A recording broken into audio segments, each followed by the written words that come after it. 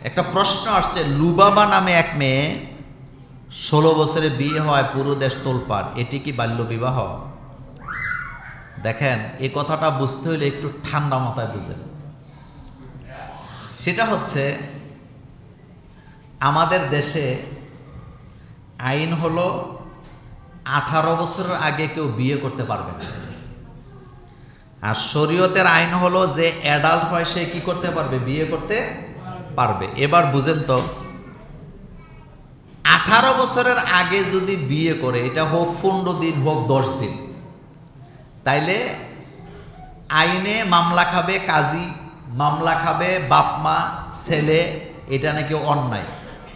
এখন আপনারা কথাটা জোরে বলবেন, 18 বছর হইতে 10 দিন বাকি, তো 18 বছর হওয়ার 10 দিন আগে একটা মানুষের মন, মানসিকতা, শারীরিক সক্ষমতা 10 দিন পরে কি এটা পাল্টায় যাব নাকি? এগুলা বিদেশিরা আমাদের উপরে চাপাইছে। শরীয়তে বাল্য বিবাহ বলতে কোনো বিয়ে নেই। আমি আপনাকে 100টা উদাহরণ দিব, যাদেরকে আপনারা অনুসরণ করেন, নেতা মনে করেন, নেত্রী মনে করেন, তাদের বিয়ে হয়েছে 13 বছরে, 14 বছরে, 12 বছরে। আমাদের দেশের 2 জন নারী প্রধানমন্ত্রী ছিলেন, বলেন নামগুলো আপনারা বলেন। একজন আরেকজন, তাদের একজনেরও 18 বছরে বিয়ে হয় নাই, নিচে হয়েছে।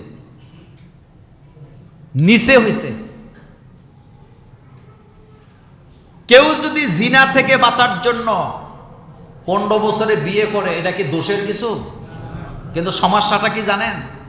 পাশ্চাত্যের আইনগুলা 18 বছরের আগে জিনা করলে কোনো দোষ নাই, প্রেম প্রীতির নামে জিনায় লিপ্ত হইলে কোনো দোষ নাই, কলেজ ইউনিভার্সিটিতে যাওয়ার পরে প্রেমের নামে জিনাতে লিপ্ত হইলে কোনো শাস্তি নাই। অথচ বৈধভাবে সে তার জৈবিক চাহিদা পূরণ করবে, এটা 18-র নিচে করলে এটা দোষ হয়ে যায়। এটা মানুষের জন্য আইন হতে পারে না, এটা সমাজে জিনাকে উস্কে দেওয়ার পায় তারা চলতেছে। এই লুবাবা মেয়েটা একসময় পর্দাও করতো না, ছোট্ট মেয়ে ছিল। আমি 2-একটা ভিডিও তার ছোটবেলায় দেখছি, তার মধ্যে একটা কথা তার ভাইরাল হয়েছিল, হাউ না কেন, মনে আছে না আপনাদের? তো সে এখন পর্দা করে, ইসলামের পথে চলে আসছে, সে অলরেডি উমরা করতে গেছে। এটা কি দোষ হয়েছে না ভালো হয়েছে? কলেজ ইউনিভার্সিটিতে পড়া অবস্থায় জিনাক থেকে বাঁচার জন্য আল্লাহর ভয়েতে বিয়ে করাটা ভালো, নাকি সরকারের আইন, রাষ্ট্রীয় আইনের ভয়ে জিনাও করলো আবার আইনও মারলো, এটার দ্বারা কোনো ফায়দা হবে সমাজের? 12 বছরের মাইয়ারা ভাগ্যা যেতেছে, 15 বছরের পোলা আরেক মাইয়া লইয়া ভাগ্যা যায়, ক্লাসমেটে লইয়া ভাগ্যা যায়, অহরহ ঘটনা ঘটতেছে, কোনো দোষ নাই। কিন্তু বিয়ে করলে দোষ হবে কেন? বিয়ে তো এটা শরিয়া, এটা তো হালাল পদ্ধতি, এটাতে দোষ হবে কেন? বিয়ে হালাল না হারাম? তো এটা কি দোষের হওয়ার কথা নাকি? আল্লাহ পাক আমাদেরকে জিনা থেকে বাঁচার তৌফিক দান করুক, আমরা বলি আমিন।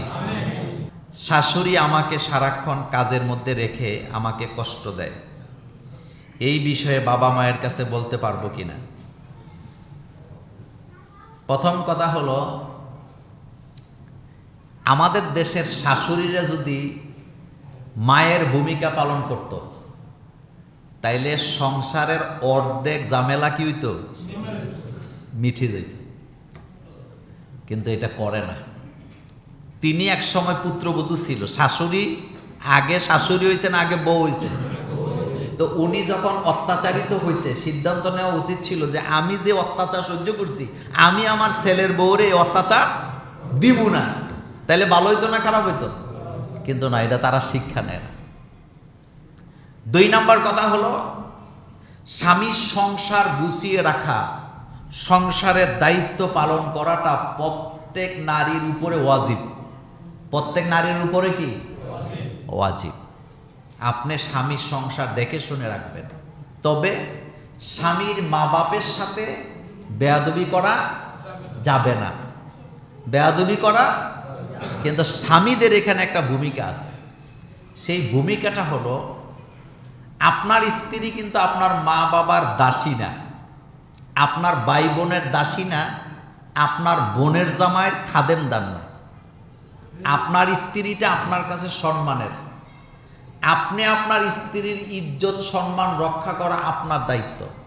আমাদের সমাজে কিছু পরিবার আছে, মেয়ের জামাইরা বেড়াইতে আসলে পুত্রবধূদেরকে বাধ্য করে মেয়ের জামাইদেরকে যাইয়া উপস্থিত হইয়া খাবার দাবার দেওয়ার জন্য। এরকম পরিবার আসেনি? আচ্ছা, এটা হালাল না হারাম? এত আস্তে গেলে বলি তো কোন সাহসে পাঠান? পাঠাবেন কেন? আগে বুঝতে হবে আপনি যে আপনার বউরে বিয়ে করছেন তার কি কি দায়িত্ব। উল্টাপাল্টা দায়িত্ব তার কাঁধে তুলে দিলে হবে না। তো এখানে আমার যেই বোন প্রশ্নটা করছেন, শাশুড়ি আমাকে সারাক্ষণ কাজের মধ্যে রাখে, এটা উচিত না। আপনারও তো মেয়ে আছে, আপনার মেয়েও তো আরেকজনের বাড়িতে গেছে নাকি? তা আপনি তার সাথে যা করতেছেন, আরবিতে একটা প্রবাদ বাক্য আছে, কামা তাদিনু তুদান, যেমন কর্ম তেমন ফল। আপনি যেমন করবেন আপনার সাথেও কি হবে? তেমন আচরণ হবে। সেজন্য খবরদার এটা আপনি করবেন না। তবে বাবা মানে স্বামীর বাড়ির কোনো কথা কখনোই বাপের বাড়িতে পাচার করবেন না, এতে করে আপনার ইজ্জত নষ্ট হবে। আপনার বাপ মা এটা সমাধা করতে পারবেন। আরেকটা কথা বলি, শোনেন, স্বামী স্ত্রীর মধ্যে ঝগড়া হইলে কখনো এটা কারো কাছে বললেন না। কারণ আপনি যে বলতে যান স্বামী স্ত্রী, আপনি মনে করছেন আপনারা বালা মনে করবো, আসলে না। আপনাদের দুইজনের একজনেরও তারা কি মনে করবে না, কেউ বালা মনে করবে না। এই জন্য এটা দেয়ালের ভিতরে শেষ করবেন। ঝগড়াঝাটি যা হয় দেয়ালের ভিতরে হবে, এটা যেন কোথায় না যায়, বাইরে যেন এটা না যায়। আপনার স্বামীর বাড়ি হচ্ছে আপনার ইজ্জতের তাজমহল। কথা বলতে বুঝেন নাই? আপনার স্বামীর বাড়ি আপনার কি ইজ্জতের তাজমহল। আপনার শাশুড়ি আপনার দিয়ে কাজ করায়, তিনার আর বয়সই আছে কত, এক পর্যায়ে তো উনি দুনিয়া ছাড়া লাগবে, আপনিও তো আবার শাশুড়ি হবেন। অপেক্ষা করেন। তবে বাপের বাড়িতে এই কথাগুলো আপনি প্রচার করবেন না। আপনি আপনার স্বামীর সাথে শেয়ার করেন, আপনি স্বামীর কাছে তার আশ্রয় চান। এটা হলো আপনার কি সবচেয়ে বড় আদালত। আল্লাহ পাক আমাদের সকলকে হেফাজত করুক, আমরা বলি আমিন। একজন লেখছেন, আমি উমরা হজ করতে চাইছি, কিন্তু আমার তো কেউ নাই, মা বাবা ভাই বোন স্বামী সন্তান, আমি কি শরীয়ত মোতাবেক মাহরাম বা উমরা করতে পারবো? হ্যাঁ পারবেন। তবে কিভাবে পারবেন? কোনো নারী মাহরাম ছাড়া উমরা করতে পারে না, এটা হলো শরীয়তের আইন। মানে তার নিরাপত্তার জন্য তার মাহরাম লাগবে, তার ভাই বাবা অথবা স্বামী, কিন্তু কেউ নাই। তাহলে তিনি কিভাবে উমরা করবেন? সেটা হচ্ছে, যেই মহিলার মুহরম আছে, একটা কাফেলা মনে করেন, তো কাফেলার মধ্যে আরো মহিলা আছে না, ওই মহিলাদের ভাই আছে, স্বামী আছে এবং কি আছে, বাপ আছে। তাইলে এমন কোন মহিলা যার মুহরম নাই, বিশ্বস্ত ওই মহিলাদের সাথে কাফেলায় যুক্ত হইয়া উমরা করার মধ্যে, হজ করার মধ্যে দোষের কিছু নাই। কথাকে বুঝাইতে পারছি? তার মানে মুহরমের সাথে আপনি উমরা করতে পারবেন। এমন দলের সাথে যাবেন, এমন কাফেলার সাথে যুক্ত হবেন, যেই কাফেলাতে এমন নারীরা আছে, যেই নারীদের কি আছে, মুহরম আছে, নিরাপত্তার কোনো ঘাটতি হবে না। তাদের সাথে উমরা এবং হজ করার মধ্যে দোষের কিছু নাই, আপনি করতে পারবেন। একটা প্রশ্ন আসছে, যদি স্বামীর জন্য ব্লু প্লাগ বা সাজাগোজ করে তাহলে কোনো গুনাহ হবে কিনা? আচ্ছা, এটার উত্তরটা দেওয়ার আগে আপনাদের প্রশ্ন করি, আল্লাহ কি মানুষ বানাইছে সুন্দর করে না অসুন্দর করে? তা আপনার এখানে যে ব্রুগুলো আছে, এগুলা সাজাইছে কে? এটা কি আল্লাহ সাজান? এটা ঠিক মতো হয় নাই না, আল্লাহটা ঠিক মতো হয় নাই। তা আপনি আবার এটার মধ্যে হাত দিতেছেন কেন? এগুলা তো দিছে আল্লাহ উপকারের জন্য। এই যে আপনি রোদ্রে যান, এই জিনিসগুলা কাজে লাগে নাকি লাগে না? লাগে। এটা আল্লাহ ডিজাইন করে দিছে। এবং আপনি দেখবেন প্রত্যেক মানুষের ব্রু সমান না। যেই চেহারায়, যেই বডিটাতে যেই পরিমাণ ব্রু দরকার, এই পরিমাণই দিছে কে? জানে আমাদের কামাল ভাইয়ের গুলো খুব ঘন ঘন, এটা ওনারটা ঘন দরকার। আবার অনেকে আছে পাতলা, আছে না? অনেকের আছে একবারে জোর, এইখানে উঠে যায়। আবার অনেকের আছে দেখাই কি যায় না। তো আল্লাহর চাইতে কি আপনি বেশি সুন্দর বুঝেন নাকি? স্বামীর সামনে সাজবেন, তবে অবশ্যই আল্লাহর সৃষ্টিকে বিকৃত করা যাবে না। আপনি একটু সাজগুজ মানে এটা কি? সাজগুজ মানে নিজের বিকৃত করা, দাঁত কাটটা ফেলা, দাঁতের কাটে, গায়ের মধ্যে কি করে উল্কি আঁকে, এটা তো সুন্দর হয় না। আল্লাহর সৃষ্টিকে আপনি কখনো বিকৃতি করতে পারবেন না। আল্লাহ পাক বলছেন, হাল তারামিন ফুতুর, তুমি কি আমার সৃষ্টির মধ্যে কোনো ভুল পাও? আল্লাহর সৃষ্টির মধ্যে কোনো ভুল আছে নাকি? এই যে গালের মধ্যে দাড়ি সবার কি সমান না? এটা কারণ কি জানেন? যেই গালে যেই দাড়িটা মানানসই এটা দেয় কে? এটা আপনি জানবেন নি কার গালে কদ্দুর দরকার।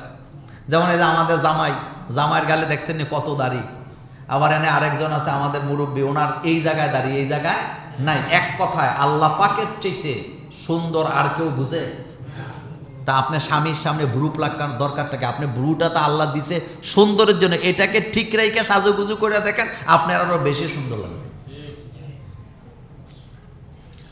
হাদিসে ডাইরেক্ট নিষেধ আসছে, ব্লু প্লাক করা যাবে না, পরচুল লাগানো যাবে না।